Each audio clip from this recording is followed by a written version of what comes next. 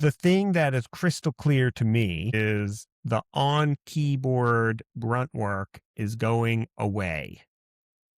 No one's going to be handwriting individual words of copy or picking button colors or what products to feature, what images is going to resonate best. A lot of that is going to be going to mathematical models that can hypothesize, test, refine, and improve over time. We do it and it works. And Facebook ads does it, Google search does it, everybody does that. And that can now be applied to email in a fundamental way using AI agents. But that's only the execution layer. The execution layer is like, humans don't want to do that job. That's not the fun part, right? That's like, we don't want to do that. That gives us the opportunity to move up a level and to control what it's doing, like making the campaign calendar, even though now it's in a chat with the AI that's just like placing things on your calendar and picking segments. It's a very interactive experience. And what you say back to them and the feedback you get from the AI, someone still has to control it. Hi, everyone. Welcome to the Orita Podcast. I'm Aaron Schwartz, one of the founders of Orita. We build AI segments for a bunch of Klaviyo brands, Spanx, Caraway, Tracksmith, you name it. But today, I'm very excited to have Lou Mintzer from Grid and Pixel. Lou and I met, I don't know, sometime last year and a half. And he was one of those guys who was like, oh, you should chat with Lou. And when we finally started talking, I got it. So today's all about him and the business. And Lou, thank you for making the time. Would love for you to give a proper introduction to yourself. Hey, Aaron, thanks for having me, man. Big fan of Orita. And so it's cool to be on the podcast. Yeah, so I'm the founder CEO of Grid and Pixel. So Grid and Pixel, it's a Shopify app.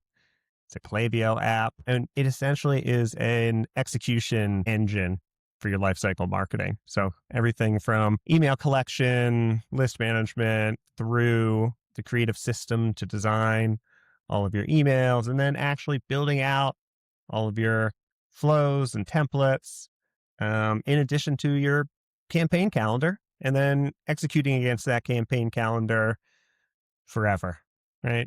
To build that definitive email list to run your business on email, right? To drive 40, 50% of your total business's revenue through email and SMS marketing. I'm trying to figure out which way I want to go. I want to go back, let's say here, and then I'll go back to your background for a little bit. So I think the biggest question I have is actually around Grid and Pixel, and like how you just described it today is massive, right? It's like a huge surface area. When you started the business, what was the core insight? What was the like first thing that you were building? And then if you can like talk about how the onion has kind of unpeeled as you've been building the company over time. Yeah, sure. I mean, it's a great setup. I'll kind of hit my background and a little bit of the Grid and Pixel origin story in the same go here. So repeat entrepreneur. Grid and Pixel is my third business. Last business was a real estate tech app. It was in the proptech industry. It was called HomeSnap. Snap a photo of any house to find out all about it. The tech worked.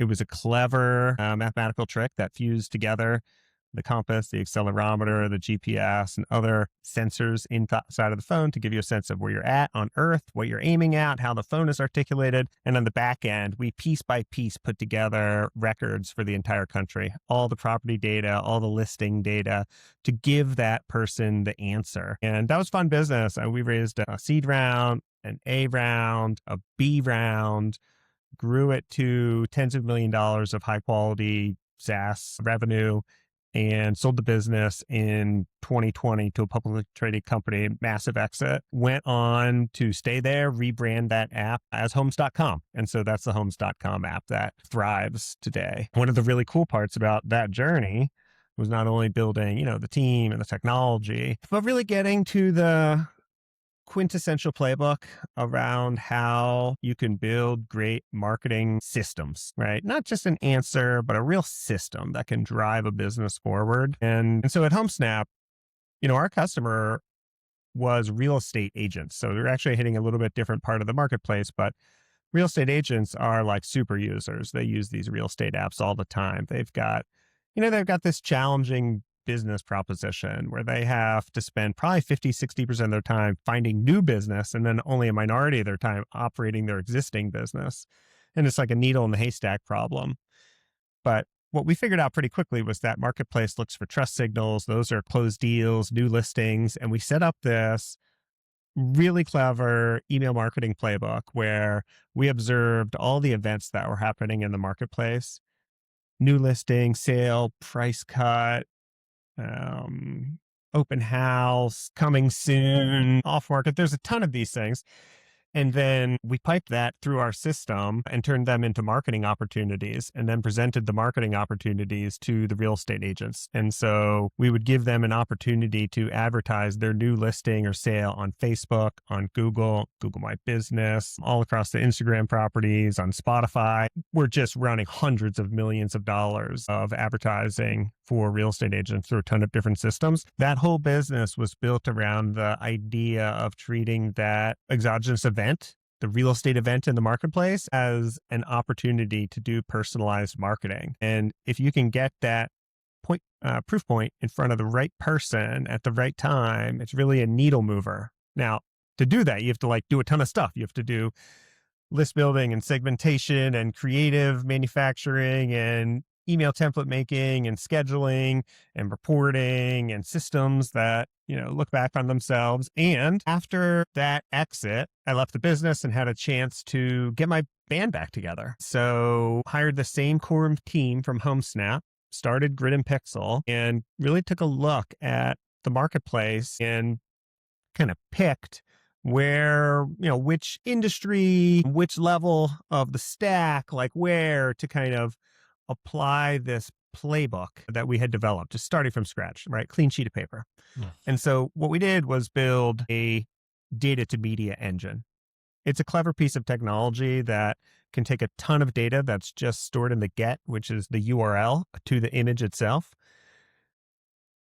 That gets compressed down to a GIF, an SVG, a little movie, something that can be personalized for each individual recipient in a couple hundred milliseconds. That was a big thing that we did in proptech, brought that over to e-commerce, built that into Shopify email, OmniSend, Klaviyo, bunch of different integrations, and it works. It's really good and flows. So that way, each individual person that looked at something, looked at a collection, bought something, is on a subscription, needs to review a product, you can connect with them in a more of a visual and emotional way, more effectively, where you can personalize it just down to that person and make it animated and that kind of thing. You can pass more information. And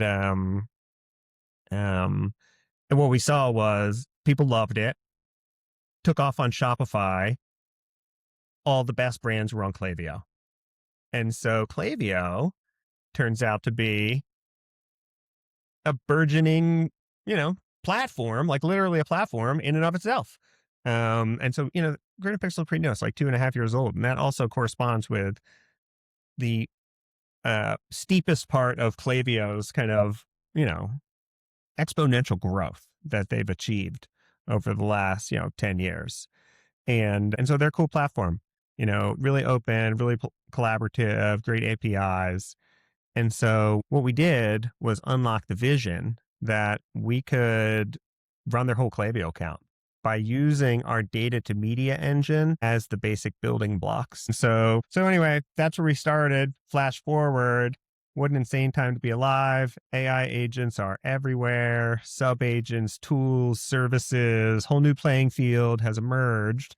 And so now we've kind of built the business into this 3-tiered system where we have, first, we just have full on AI agentic operating system that's running 24/7 for all of our brands. Over 2,000 Klaviyo brands. Just always knows their deliverability, their Klaviyo attributed revenue, how their flows are doing, how their campaigns are doing, what the campaign calendar looks like. Every email is getting QA'd specific to them. That puts all the information at your fingertips. It's one of the most valuable things we do now is always knowing what to do with any account, right? Is it a deliverability problem? Is it a list problem? Is it a pop-up problem? That's a big deal. The second part is the creative engine. That's actually making all the stuff. We've got tens of thousands of email blocks. They break down into email themes. Those themes cover all campaigns, all flows.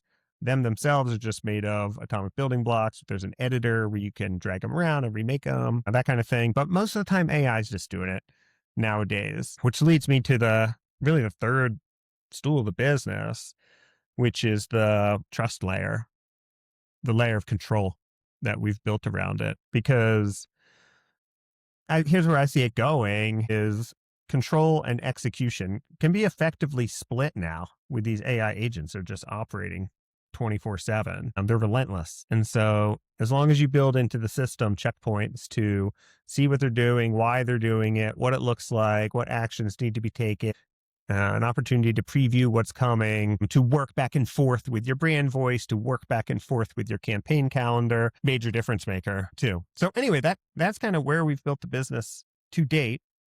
It's a young business and we still have a lot to learn, but it's really exciting because I'm getting a chance to build it with a lot of great people I've worked with in the past, plus a bunch of new faces. So I'm getting a kick out of it. Thank you. It's interesting. I love the tie from, HomeSnap. Obviously to what you're building with Grid and Pixel. There are a couple big differences, and I'm curious, even just from how I picture who your customer is, not the end consumer, but like who is the buyer of your products. I'm curious if like AI has changed how, like what you've been able to do or not.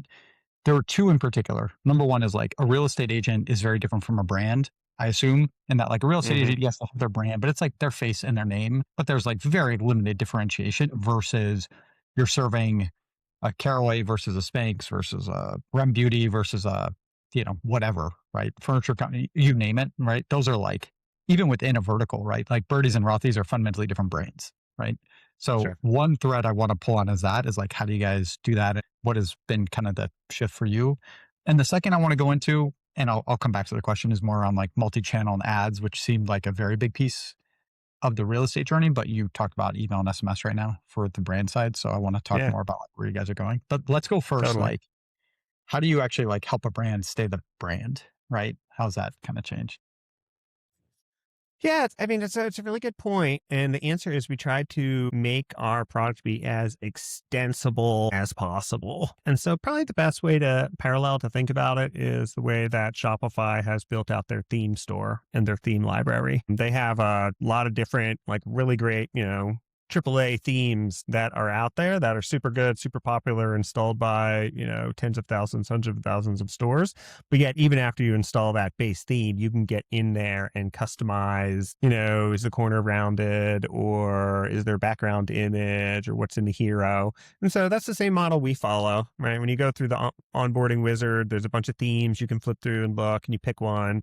And then you can further dial it in once you get into the system and you can customize the header, customize the footer, change the buttons and that kind of thing. So our editor is unique in that we built it on Klaviyo's language. And so it's 100% interoperable with the Klaviyo editor, which makes it nice.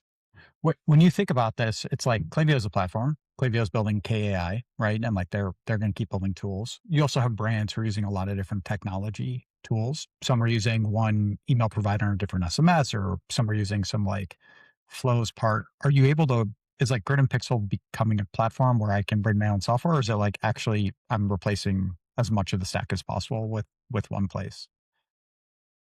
So the way we think about it is we are an execution engine for specifically Klaviyo. Other ones too, but Klaviyo, that's the big kahuna, right? Mm-hmm.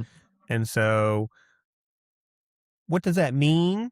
Well, ultimately that means you make that business more money.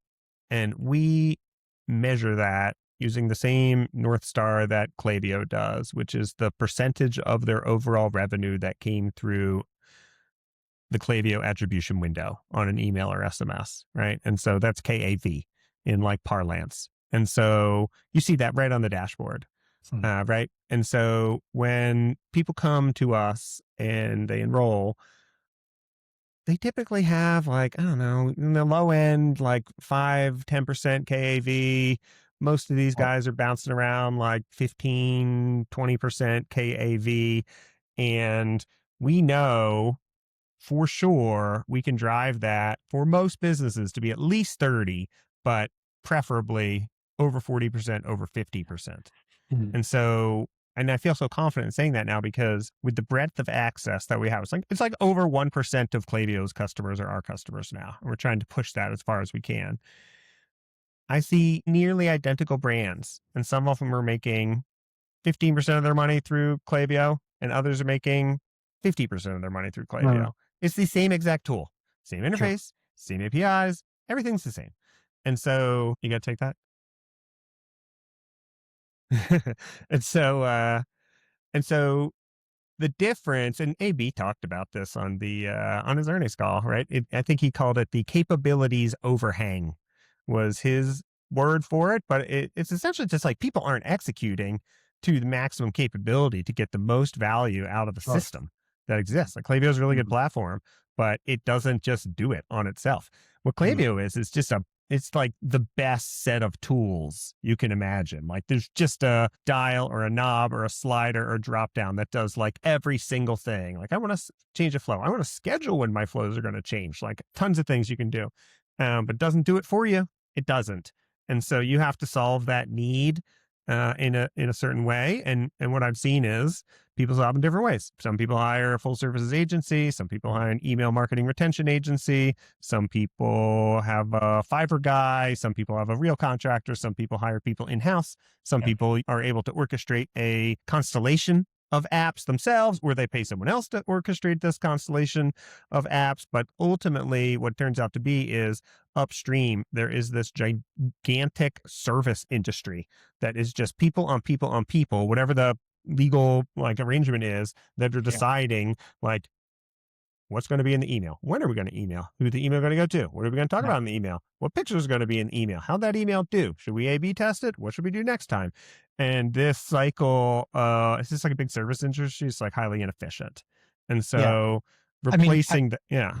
I hear you on the inefficiency. There's a like, and I think that's a like the bottom of the service industry, but there is a like, and this maybe I started my career in consulting, so take it for what Yeah. it's worth. But like, there is a reason that expertise actually matters, and there's a reason why like having seen like actually going deeper into the customer to like not just look at the data but understand what their objectives are deeply matters. So it's not a like, oh yeah, I don't know, maybe we just see this slightly differently, but there is. Let me ask this a different way: where is there room for humans versus like why is there even a marketing person at the company at some point instead of just like a brief that you sent to Claude that then goes into Grid and Pixel? Or do you actually think like in a year or two that's more like how this is going to go? Well, I mean, we have a range of customer Or- archetypes. Like some people do flip us the car keys and they're just like, run Yeah, it. yeah, no, for Right. sure. And like other Especially for like an people, SMB, it's awesome, right? Like, oh right, for yeah, like mom and pop shop, like, right, they're like, flip us car keys, we'll do it. yes, We can like we can pump the business. But right, the more up market you go, the more that it's like, well, there's a marketing team there, right? And that marketing team is like, there's a CMO or head of marketing, a director of marketing, a head of email, head of retention. Like there's a whole bunch of different people in that role. And that's only internal. Like we didn't even talk about like contractors and agencies and people who interface with the agencies and so forth. And so the thing that is crystal clear to me is the on keyboard grunt work is going away. Right? No one's going to be handwriting individual words of copy or picking button colors or what products to feature, what images are going to resonate best. A lot of that is going to be going to mathematical models that can hypothesize, test, refine, and improve over time. Like that is, we do it and it works. And so it seems like, and Facebook ads does it, Google search does it, everybody does that. And that can now be applied to email in a fundamental way using AI agents. But that's only the execution layer. The execution layer is like, humans don't want to do that job. That's not the fun part, right? That's like, we don't want to do that. That gives us the opportunity to move up a level and right, to control what it's doing, like making the campaign calendar, even though now it's in a chat with the AI that's just like placing things on your calendar and picking segments. It's a very interactive experience. And right, what you say back to them and the feedback you get from the AI and what products are we going to talk about and how do we want to do the discount code, and someone still has to control it. sure, If you don't want to control it, we can take our best guess, and we take our best guess all the time. yep, But at a lot of I our follow. biggest and best customers and flagship brands, like it's not think about it more like it's not a Waymo where like you have to get in and it goes to your destination only and there's a sign on the steering wheel. It's like, don't touch the steering wheel. Think about it more like Tesla autopilot where like you get in, it's like driving down the road, but like you just grab the steering wheel and like pump the brakes or step on the gas at any time you want. Right. And so that is more true to the autopilot experience that we're trying to build. If we abstract away from Grid and Pixel and you think about the points of leverage, not for the SMB, but for the like SMB who's moving towards mid-market, let's say like the $10 million, $25 million brand, where do you think is the biggest point of leverage for them to like, what are they likely missing now? Or what are the like first 2 or 3 things you would inspect if it was a friend's company? Is it, because you kind of listed out a bunch of stuff, right? It's like building flows, it's a creative system, right? It's list management, it's a campaign calendar, which is like going into strategy. Where would you inspect first if you were like stepping in for a brand and be like, here's the next point of leverage for you? Sure. I mean, well, I would say deliverability, honestly. I mean, as I look at kind of the playbook, the first thing is deliverability. If you don't have a kind of good or excellent deliverability, then you're probably going into Gmail jail. And the way to tell if you're in Gmail jail or not is if you see sends and opens and clicks, but miraculously there's no revenue, that means you've got a lot of machines opening and clicking your emails, not real humans. So that's the first thing I look at when I diagnose a Klaviyo account. Second thing I look at is their KAV, what percentage of their revenue is coming through Klaviyo, because that tells me how much headroom there is in terms of building that business. Third thing I look at is their revenue split between flows and campaigns. It should be like 50-50, be like some kind of reasonable, like, everything should be yin yang in balance. But if it's like an 80-20 or 90-10 situation, one way or the other, then like, oh, that's a problem. And then the next thing I do is inspect their email capture efficiency by looking at their pop-up capture rate or submit rate. And that's got to be 15% on mobile and hopefully approaching 8 to 10% on desktop. And is that something where you guys are building that, or is that a look, bring your own, like she brings Alia, he brings Recart, somebody uses the Klaviyo, and you guys are trying to optimize the kind of boxes within? Where do you play in that space? We build pop-ups. We supply the pop-ups. Partner with Klaviyo to do it too. This is very cool. This just launched last week, but if you go to Klaviyo now and hit it's like website forms and hit create new form, you'll see they have a nice form gallery and they just launched partner forms, and we have 10 of them in there, all sorts of cool ones with animation, personalization, all this different stuff. So yeah, we do the pop-ups, we A/B test pop-ups, and we can achieve pop-up submit rates that are on par with a standalone app. Basically, I don't think a pop-up app is enough of a differentiating feature. I'm really trying to focus on the bundle, the whole playbook, the system. Is where I think the ultimate value is at. Yeah, right. Bundle and bundle, bundle and bundle. Yeah, yes, I think that's true. I mean, I think that's true. And I think we're in a bundling phase. At least that's how I'm looking at it with how you can string together these agentic workflows. It creates new bundling opportunities that like didn't previously exist. I don't disagree. I think the place where I'm seeing this happen in the industry is people are building shitty products and putting it into a bundle. And I think that is like a recipe for disaster. So part of why like I'm super intrigued by what you guys are building is your team who's not just like a fly by night, let us go say we do this and we do that and we do another, but like you guys have a quality bar, obviously, based on like having seen it plus your background, where the things that you're bundling in are actually, it's the whole point is it doesn't definitionally need to be best in class, but like the suite is good. And I'm finding a lot of companies are bundling where like even outside of this particular space where it's actually like some of the stuff is detrimental. And it's actually bringing down the suite. And so I think if you do it right, I'm very much with you. Like customers want simplicity at this point.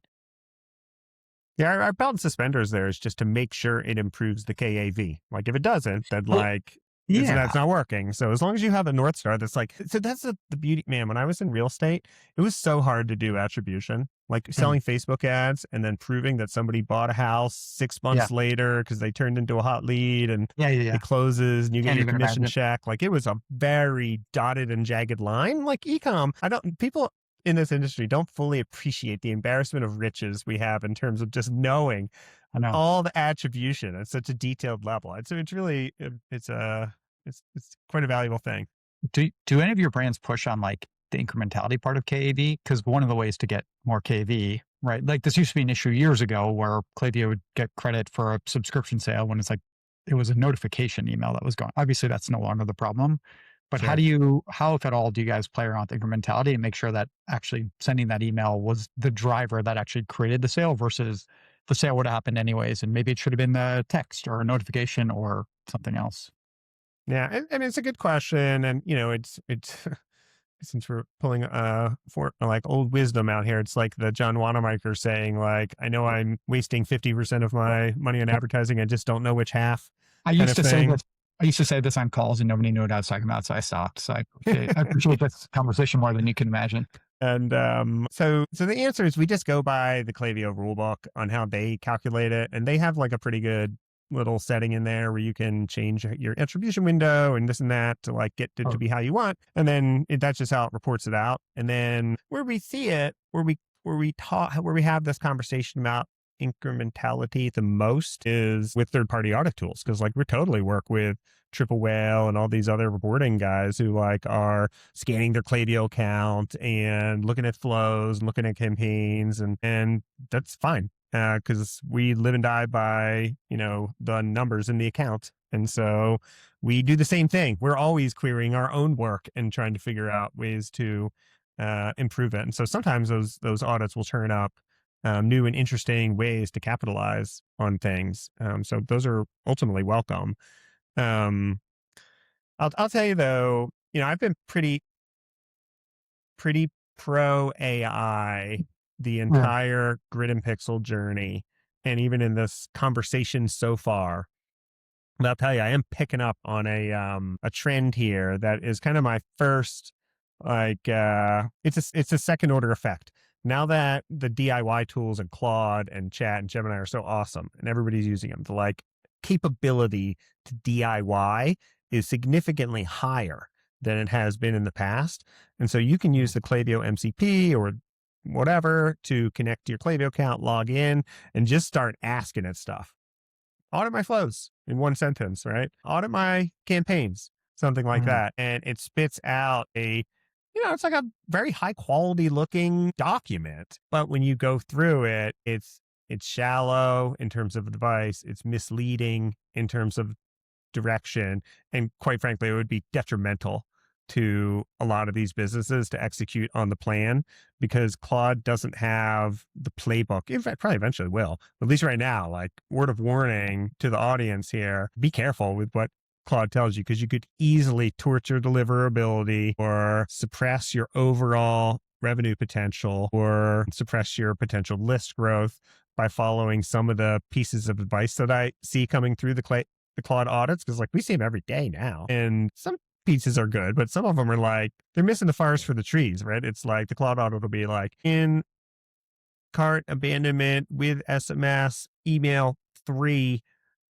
there's a compliance issue with the button. And the problem with the account is their deliverability is bad because they've been sending to the wrong segment for 6 months. And if we just dialed it into the right segment for like 30 days, we could get that back on track and then start seriously building for the future. And so it's basically like misinformation. You got to be careful about. Yeah. And people are really susceptible for it because they think they just want an answer. And so you just go to Claude and ask for the answer. Like, you don't really want an answer. You want the system that provides the result. And so I see this like, so someone who's like a brand owner, like I've seen this too multiple times now. Brand owners like, you know what? We're just going to start. My nephew got really good at Claude and he's just going to start doing our campaign emails now. Like he can probably send out some campaign emails, but it's not about that. It's about picking the right segment, picking the right discount, picking the right experiment, then executing on it.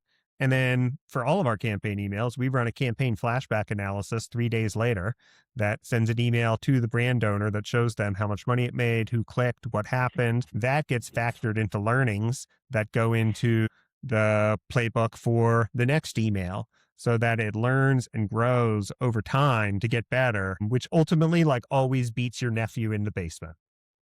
So it's getting better for a single brand over time. Is there any network effect? Like, yes, there's better product because you can afford more engineers, yada, yada. But is there any network effect to working with Grid and Pixel? Like how do you think about that?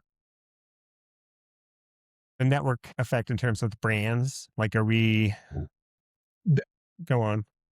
You have 2,000 customers. If you had 20 or you had 20,000, would you be able to serve the next incremental customer in a better way? Oh, I see what you mean. So all the customer data is siloed. So most brands themselves don't benefit directly from the size and scope of the Grid Pixel customer base, but there are a few unique exceptions. One of them is the creative system. And so maybe this goes back to your first question about how do you make all the brands happy when they all have different design systems and like all creative systems? And the answer is we try to pick something and tweak it. But sometimes we don't have one that's like good enough. And so in that case, we just make one. And then after we make it, we throw it in the pile. And so everybody gets to benefit from that. And so over time, a lot of the creative blocks that are available in the Grid and Pixel system were created for this person or that person, and then generified in a way that AI knows how to populate, change the colors, change the fonts, change the buttons, text, change this or that, so that can be reused again and again. I mean, some of our best themes have been inspired by this brand or that brand, and then goes on to get reused by others. So that's one. And then probably the biggest one that I think about personally is like seeing into 1% of all Klaviyo accounts at any given time is a pretty big data moat. That's like a pretty good advantage in terms of being able to see what's good, what's bad, who's doing this, who's doing that. And that is what enabled us to build all of our agents to be so effective. It would be really difficult to build all the agents that we have, which now, I don't know, it's like 40 or 50 agents kind of thing that are like running and doing things. If you didn't have a really big pool to test them on while you're developing them in like the workbench development stage where you're refining the prompt and how all the tools work, because these Klaviyo accounts are full of nothing but exceptions. Like they're all different in so many ways that like, if you didn't have that huge pot of accounts to test against, it would be very difficult to dial in what's normal, what's abnormal, what's good, what's bad, what needs attention immediately, what we should just watch on. Does that make sense? That feels like something important. And I'm sure you guys kind of benefit from that too. Yeah, I mean, same. Like our data is siloed. I think one of the things that is really interesting is related to the Claude side is there's a very big difference between what you can do with Claude and what you need an expert system for. And the way we think about this is like, if you're going to do strategy or like high level, build my calendar, Claude is currently reading every single blog post that was ever said about marketing. And we'll give you a very, very, very good, I don't think it's the answer, but a good starting point, a good place to like, a subject like an SMB. But if you say, who should I email or not? All of that data is actually proprietary. So no brand sees how other brands' email performance worked. And so building a model around something that is proprietary where you go get it is actually like the place where you will continue to need point solutions versus the ones where the data is out there. So yeah, I like that. That's a good way to think about it. It's a good way to think. It's like a trade secret in a way. yeah, and it's just like, it's saying that like you need to earn that data by building good products. Like people won't share it with you unless you know what I mean? And so Yeah. for us, we've taken, and like obviously non-competitive, like we partner nicely, but like we as a company are taking a very different approach, which is we're seeing a lot of, and again, not you, but like other companies who are starting to like say, oh yeah, we do flows, we do segments, we do this, we do that. But they're actually like good at their core thing and not good at the other stuff. And it's detrimental. And we're going the other way, which is like, we're just going to be a craft product company and be the best in the world at stack ranking your list on a daily basis for, does she want to hear from you in this channel or not?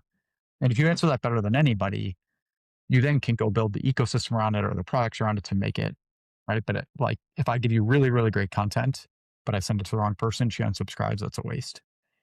Right. And so we have gone very, very narrow. And I think it's like TBD if this was a good strategy or not, but like we want to, like keep exploring this problem set. And yeah, leverage AI to like make it better. But we've had we had a customer last week send me an email, she's like, hey, I asked Claude why I can't do what Orita does. And she sent us the answer and it was awesome. And I was like, wow, this is actually like exactly why Claude can't do what Orita does. And it was really cool to see. And it's like, now I've shared that with a couple, around like yelling this from rooftops. That's a good idea. Customers who've asked, I'm like, well, here's what another customer, and so it's something that's very much on our mind. Well, I like it, Aaron, and I also want to say I appreciate it, and I think that you guys do segmentation better than anybody does segmentation, which is why I've referred people to you, and Grid and Pixel plays very complementary. Yeah, with Rita too, because I mean, as long as a great game like segments are there, then we would use those. That's right. So I think it's actually pretty agreeable. Oh, for sure. I think I think the question is not, is it good or bad, but it's like, is this a problem that you want to solve or not? If the problem you want to solve is like broader, they're like, it's not competitive. It's just like, in general, you can solve any problem. What problem do you want to solve? I think is more like the mindset that our team is now finally bringing to our customers, which is like, there's limited time, limited resources.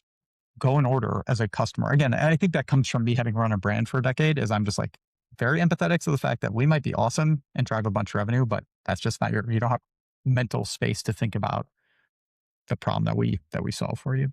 The last quick one, specialization of skills, important. For sure. The last quick one is just around like moving outside of retention and own channels and moving into performance.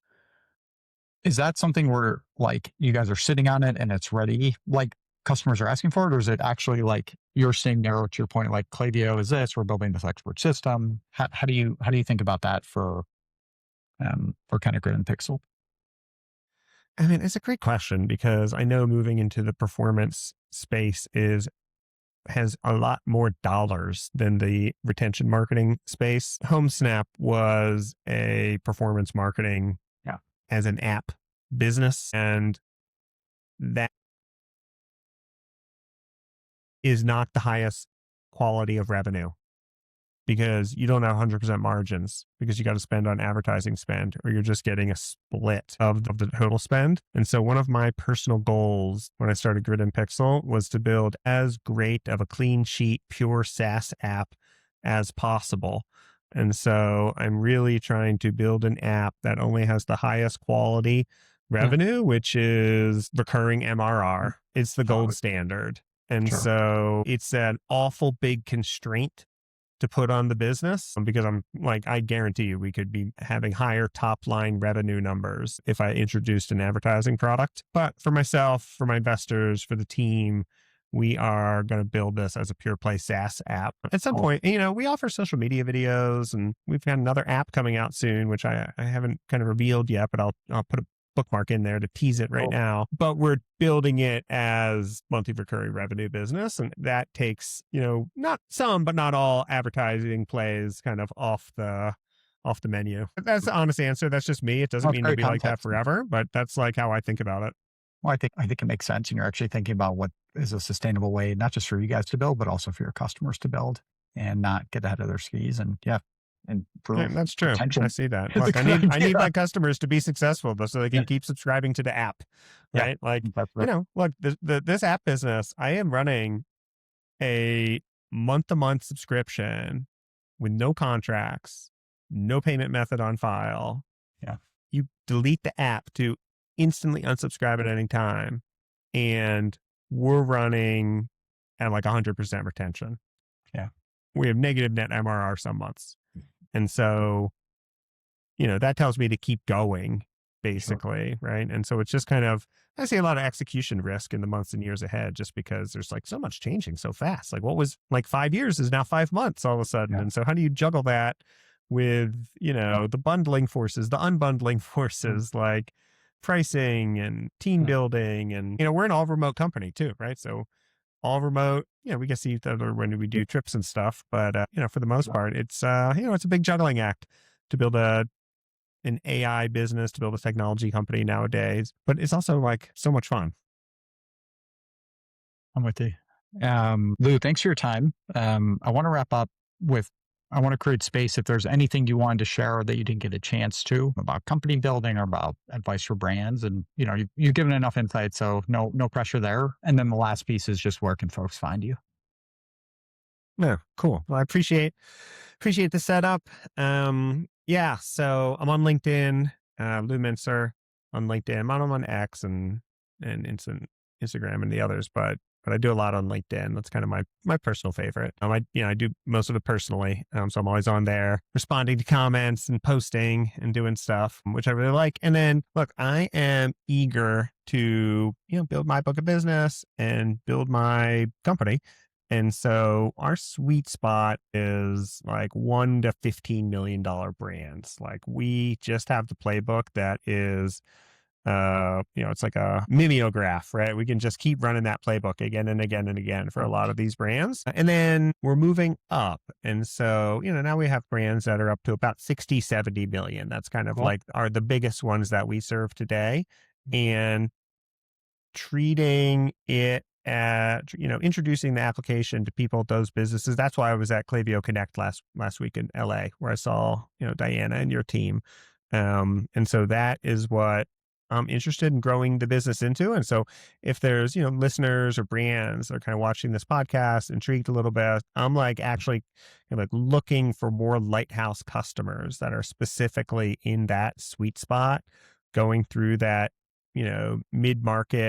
true mid-market transition. So, those people, Lou at gritandpixel.com, hit me up on LinkedIn. I think we could figure out how to do something cool together. So anyway, I appreciate you, Aaron. Thanks for the invite, man. This was cool. This is great, man. Thanks for taking the time. I hope we get to do it again sometime. We will. All right, chat soon. All right, bye-bye. Hi, I'm Aaron Schwartz, co-founder and co-CEO of Orita.ai. We build AI customer segmentation for some of Klaviyo's biggest brands like Oriana, Spanx, Caraway, Third Love, True Classic, Run Beauty, and on and on. Brands come to us to help find untapped revenue, improve their click rate, drive away mean bots, and a bunch more. You can learn more or get a free customer engagement audit at Orita.ai.